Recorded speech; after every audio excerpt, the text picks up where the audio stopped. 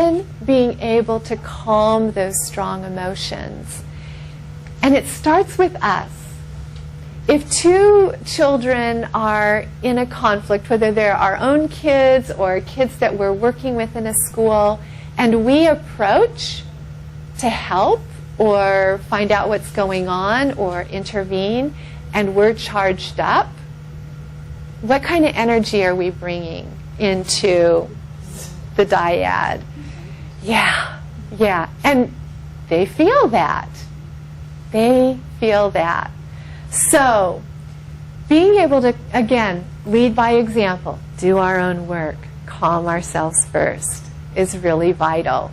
I have a strategy that I want to share with you that's nice to use for ourselves and is nice to use with kids. Easy to teach, fun to do. And great for teachers. Teachers are under a lot of stress. Lots of tough situations that are highly stressful, high burnout work, right? Those of you in education know that. And so finding ways to help settle is just vital. So let's do a short little exercise around that right now. I'm going to walk you through some different steps, and you can decide if there's one that you enjoy over and above another, and then it's all yours. You can use it anytime you want. So go ahead, and you might want to just see how it would feel to put both feet on the ground. So you have a chance to feel grounded with the earth. Chair. Can we do this standing up? You can. Yeah. All right. So let's begin with some breathing. Go ahead and just take 3 breaths. And you may want to close your eyes if that's comfortable for you. Or you may want to just soften your gaze and look at a spot in the room that can capture your eye, your vision.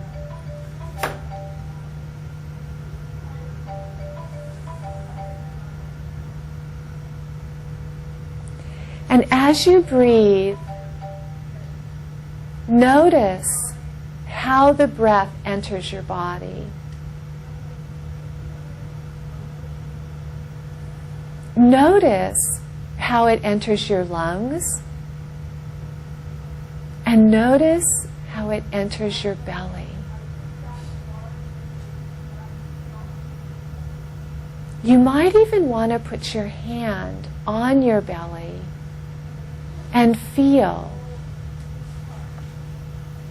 the physical expansion and contraction as you breathe in and out of your belly.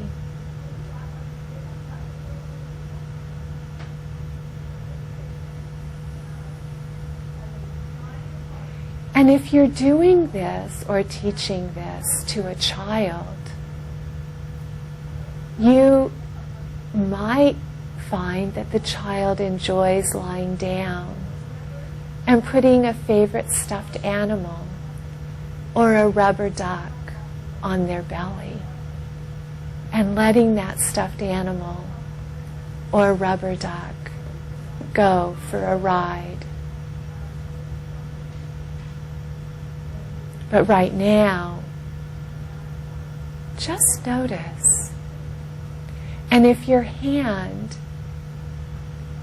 is on your belly, you might even want to notice whether your hand is warming your belly or your belly is warming your hand.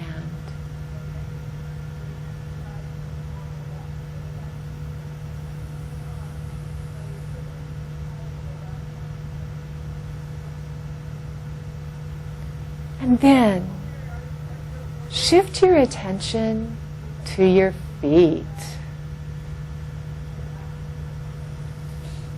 Notice the ground beneath your feet.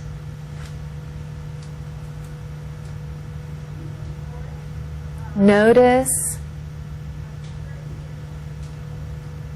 the parts of your feet that might feel light and floaty, the parts of your feet that feel heavier.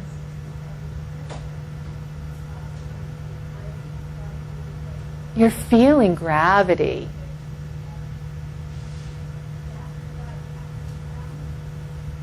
And where else are you feeling gravity? Supporting your back, your shoulders letting go, the seat that you're sitting on. Just feeling gravity.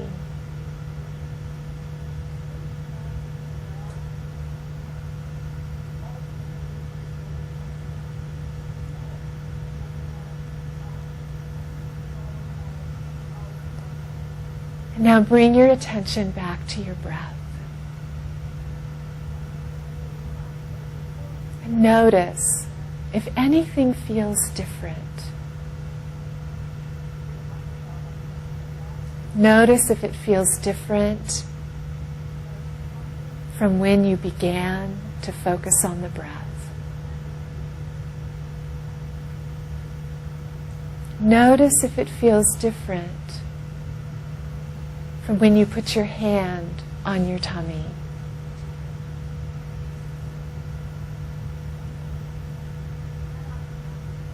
And notice if it feels different from when you focused on the sense of gravity and groundedness in your feet.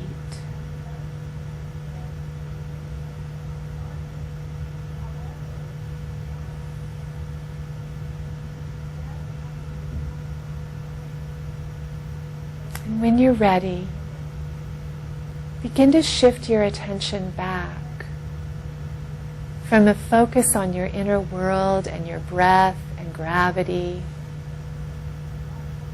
to this room and this circle.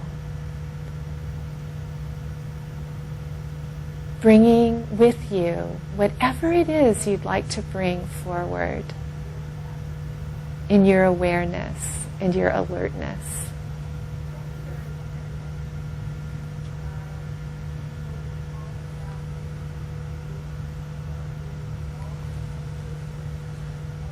And yes, if it feels good to stretch a little bit, you can do that.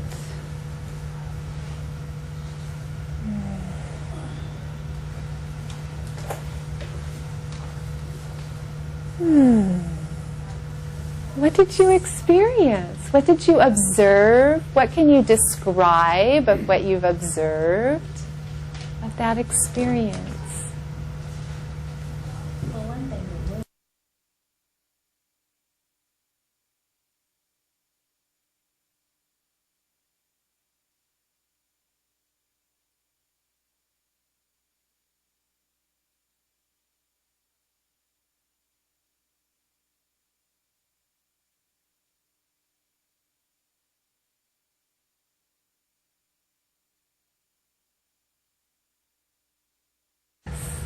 Yes.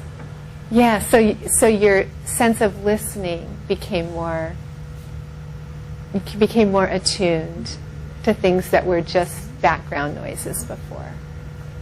What else did you notice in your body and your mind? More relaxed. Yeah. For me, it was a little more clarity too. The relaxation for sure, but a little more clarity, inner tune. Yeah. Because being here, I'm focusing on the girls, Yeah. and the teachers, and thinking about all the situations that I'm dealing with, Yeah. and also being on the receiving end of the mindfulness is nice. Yeah. 'Cause I do this with the kids, Yes. and it's very hard for them to let it happen It in is. the context of an office or a classroom. Yes. Yes. Yeah. Yeah. Jessica.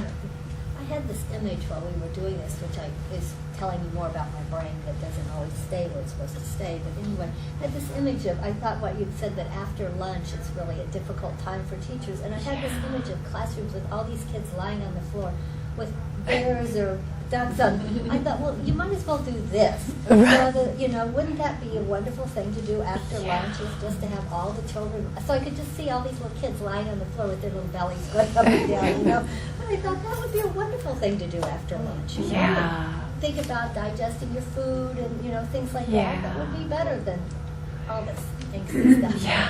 So I could see that Yeah. in my mind. Yes, it's a lovely image.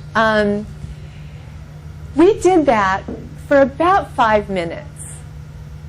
And I think for many of you, you experienced some kind of a shift, a settling, a clarity, a little more relaxed. So as we think about going in to deal with whatever there is to deal with, that we might feel, even with our frontal lobes developed, like we need to rush in there and do it right now, that sometimes just taking 5 minutes for ourselves to breathe and to ground and to contain. This is nice, containing the belly. You can also, some kids, some adults like to place a hand over the heart, and that feels good too. Sometimes both feels really good. 5 minutes. 5 minutes. And then with that greater clarity, being able to move into the situation where the kids need our help to work on an issue. A couple really fun calming activities, and again, it depends on the child, because some children have sensory integration issues and different things where maybe some of these things aren't as comfortable or as pleasant. So knowing the child, that's important to think about.